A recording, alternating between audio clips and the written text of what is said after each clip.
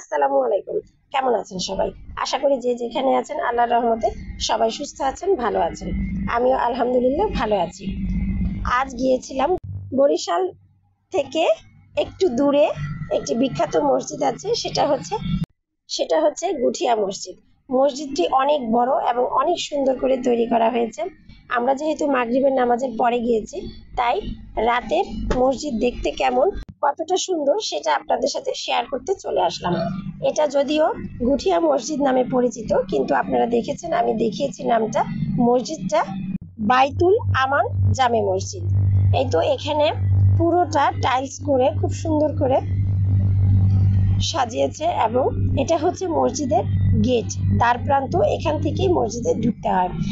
আমার হাতের ডানে এবং বামে একই রকম ভাবে বারান্দা করে একদম টানা মসজিদের সাথে যোগ করে দিয়েছে।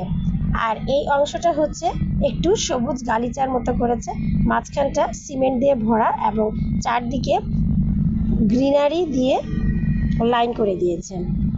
মসজিদের মিনারটা অনেক বড়, যতটুকু সম্ভব আপনাদের সাথে শেয়ার করলাম।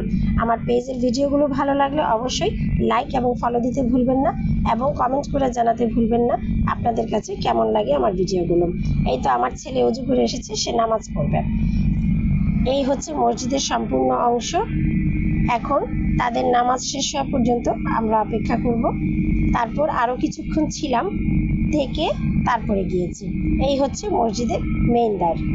সবাই ভালো থাকবেন। আল্লাহ হাফেজ।